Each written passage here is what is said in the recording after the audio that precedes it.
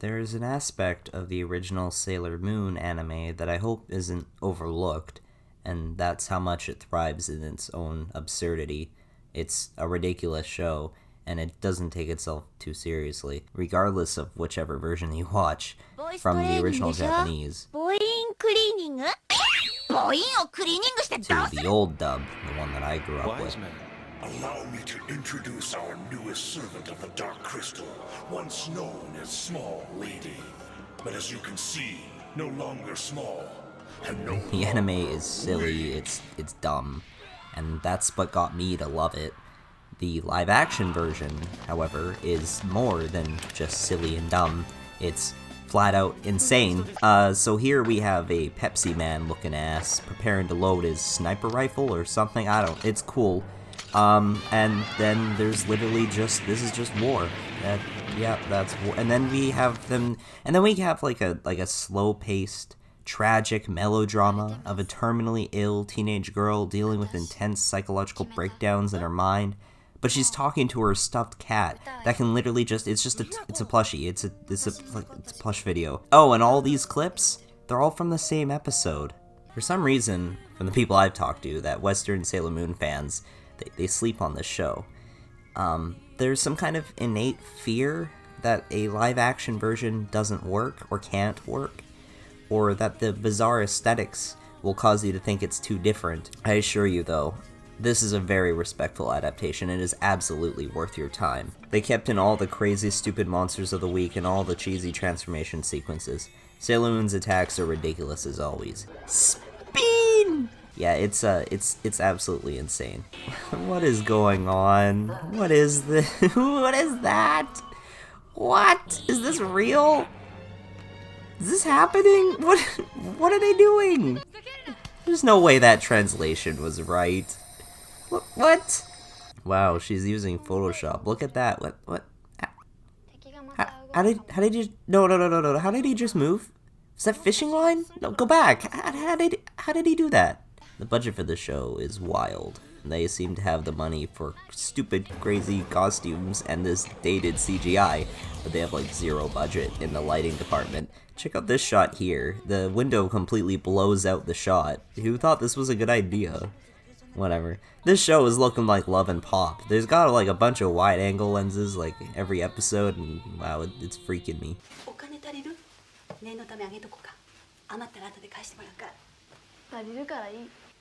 If you grew up in the 2000s, the style and aesthetics of this show might give you some nostalgia, as it was made in 2004. They got flip phones, CD players, 2000s pop music, weird 2000s fashion, the whole thing. The first couple episodes are a little shaky. This was the first major acting job for most of the actors in the production, but as the series goes on, they get more comfortable in their roles and with each other. The show is 49 episodes long, with 4, I believe, bonus episodes, and it only covers the first arc of Sailor Moon. For a quick recap, a bunch of teenage girls are discovered to be reincarnated soldiers from an ancient kingdom. They are called Sailor Senshi. An evil organization known as the Dark Kingdom rises to combat the Sailor Senshi over rulership of planet Earth. The first few episodes are pretty much beat for beat the exact same as the original story, but then around episode 15 the show starts to go in different directions. It becomes far more character driven and less monster of the week. The drama between the characters is very down-to-earth and genuine. The struggles of the Sailor Senshi and their personal doubts, infighting, romance, stress, anxiety, depression, illness, separation, loneliness, fear, and confusion, they all serve for pretty entertaining melodrama. These girls have trouble accepting their new responsibilities as guardians of the planet. They are soldiers fighting in an eons-old cosmic battle, and they're still kids. The live-action show stresses this fact a lot more than the original anime ever did. The best example of the difference between the anime and this live-action adaptation is the main cast's relationship with their parents. In the anime, you never see Ami, Rei, or Makoto's parents. They just don't pop up. But in this live-action show, they reveal the parents and their relationships. I won't spoil them, but they're all quite tragic. It's very sad. All these kids live isolated lives without proper parents to guide them. All these situations are explored and analyzed, with each character getting stronger. They learn that they have a new family, which is each other. This show is very emotional. If you cry easy, this show will ruin you. I'm warning you now. The most radically changed in this show is Minako. If you've seen my review of the Sailor Venus dating simulator game, then well, I'm a pretty big fan of hers, you might be able to tell, I was just a little bit unhappy with the changes they made to her in this show, at first. I'll deliver a full analysis of her character at the end. I'll let you know when to stop watching this video to avoid spoilers, which will be about halfway. If for any reason you didn't like Sailor Venus in the anime or the manga, you may have a different opinion on her after watching this series. All I'll say is that she's really cool in this version.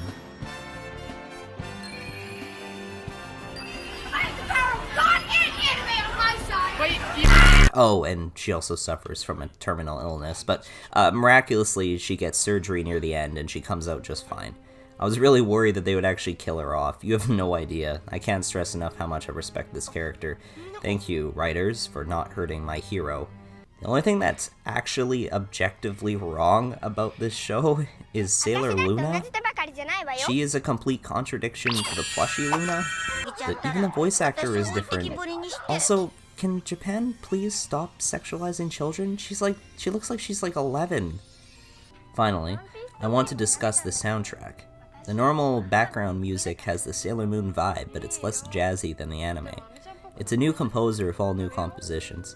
There's also a selection of vocal songs throughout the show, sung by the main cast through karaoke, which is also very integral to the story. All these songs are disguised as generic pop songs, but they carry powerful messages about the five girls and what they struggle with. Arguably, the song that carries the main overarching message of the series is Minako's C'est la vie, which is a French idiom meaning that's life. It's also an obvious pun of Sailor V. This song will play a lot throughout the series. You'll probably get sick of it by the end. I know my family did when we were watching it. In a gist, the song is about accepting life for whatever it is and making the best of the situation. When the entire world is against you, you have to remember that's just life, and you have to push forward.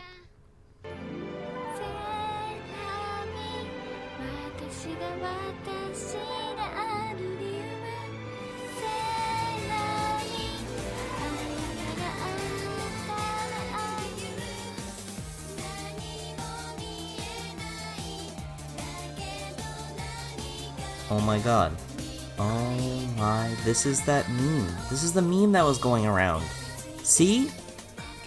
What? Pretty Guardian Sailor Moon is proof that it's possible for a live-action remake of an anime to be good. Like, really good. Like, to stand on its own 2 feet. To be, like, the best anime adaptation I've ever seen. If any of this has interested you, please watch Pretty Guardian Sailor Moon. Well, maybe only if you're a Sailor Moon fan. I don't think any of my regular viewers care too much about Sailor Moon. Even if I claim it's technically a plush series. I mean, look at this. Literally, it's like a plush, and he's talking. It's like a plush series. Oh yeah, and this show was never officially localized in the West, which means that there's actually, unfortunately, no way for an English audience to watch this show legally. Which means they'll have to watch it illegally. Sorry. Oh well.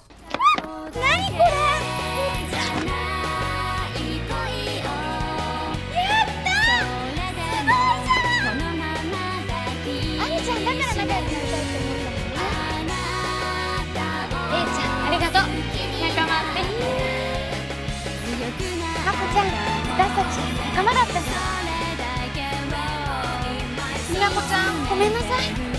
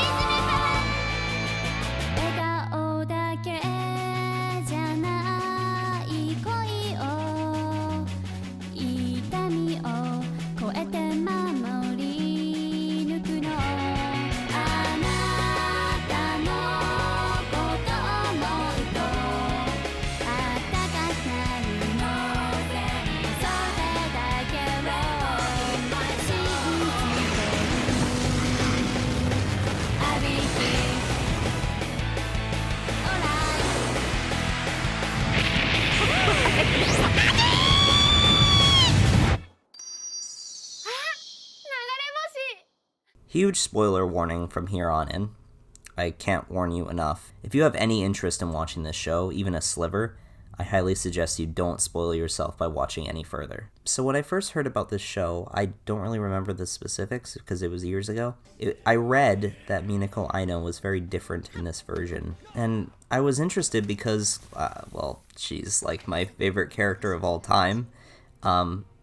But I put off the show for a while and I kind of forgot about it. And then randomly I stumbled upon a really emotional scene with Minako that really caught my attention. It was from one of the final episodes of the show. In this scene, Minako had just gotten back from a successful surgery to save her life from the terminal illness that's threatening her life. Because it was a risky surgery, she wrote a letter in case she didn't survive the surgery. And so she reads it to them. 最後にアルテミス、今までありがとう。大好きだよ。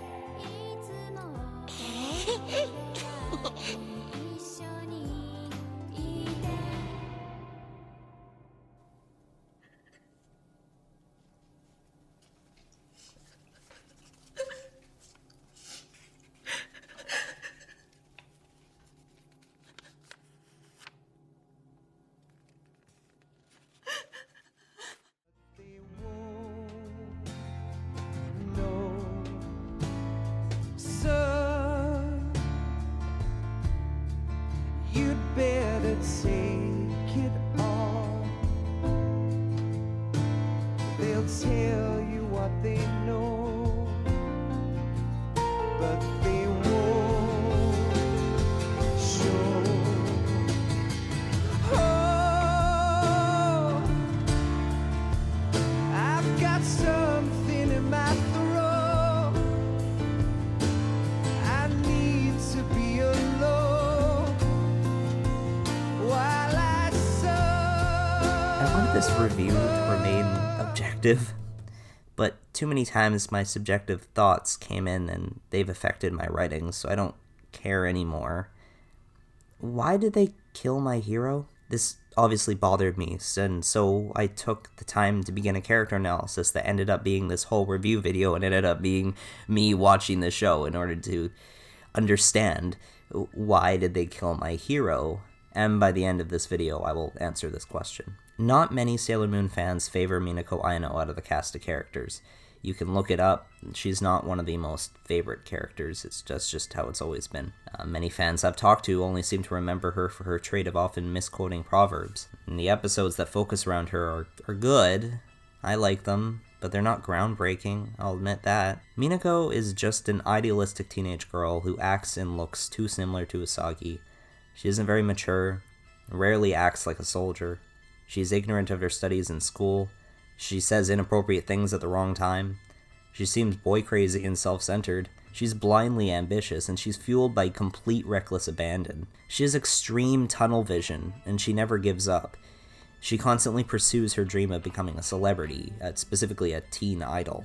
She comes off boy-crazy because Minako has had a terrible, horrible track record of love. Anytime she tries to get close to someone, it always ends in tragedy. She's truly deeply confused and lonely, and her blind ambition is attempting to remedy that instead of seeking help in other ways. When Minako is stressed, she bottles up all of her emotions and refuses to talk to anyone, not even Artemis, the person she's supposed to trust most in the world. She bottles up her suffering so much that she just forgets about it and keeps walking. I believe she simply wasn't written well enough to properly highlight how all of her seemingly negative qualities that I listed are actually just a misguided result of her tunnel vision. When all the odds were against her and her back was against a wall, she kept fighting. And at the very end of the anime, she successfully achieved her dream. Minako is an admirable character.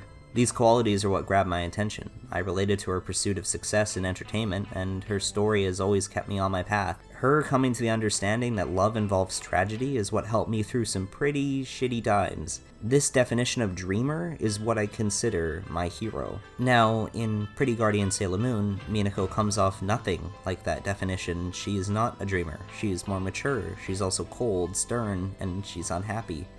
She never has fun, rarely smiles. She's always focused on the mission. Compared to her teammates, she's a veteran soldier. With her experience, she's supposed to be their leader, but instead she hides from all of them. And the absolute biggest change of them all, instead of dreaming to be an idol, Minako is already an established teen idol from episode 1. She's #1, the most popular girl in Japan. The rest of the cast sing karaoke to C'est la vie, meanwhile blissfully unaware that Minako is Sailor V. I was unhappy with this change. What was Minako's role now? If she's supposed to be the dreamer, then what is her dream? She already achieved it. If she's supposed to be the leader, then why is she cruel and distant? The writers removed everything that made Minako my hero, and then they killed her. These writers killed my hero. Holy shit, now I understand why Star Wars fans were so mad about Luke in The Last Jedi. This is character assassination. Throughout the show, we see her suffering from her illness, terminal illness, revealing early on that she only has half a year to live. Minako hides this from her fellow soldiers, and this is to protect them from the eventual heartbreak. I was just confused, with the insane knowledge that she's some kind of reincarnation of a cosmic warrior, topped with the eventual and unavoidable tragedy of death. Any girl in that position would cry and run. How could anyone possibly live with that? How could she possibly continue her music career? How could she possibly continue fighting against the enemy? Why did she continue to be a soldier until the very end? Why doesn't she just give up? If you're going to die, why bother saving anyone?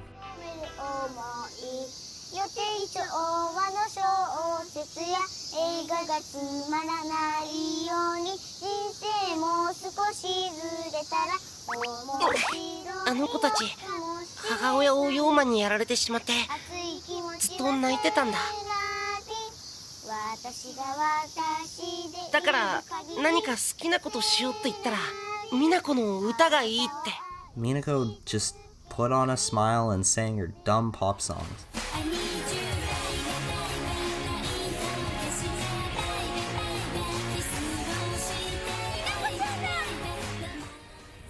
I've read the translated lyrics. She's literally singing about dying. These lyrics reveal all of her true emotions. She was just venting through her music.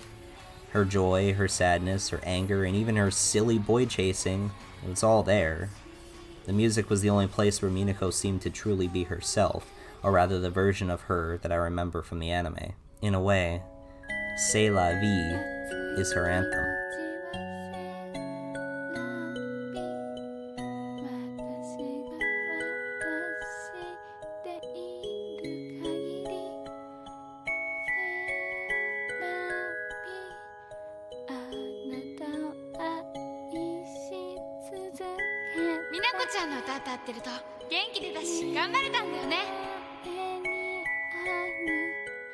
It took me a bit, and then I figured it out.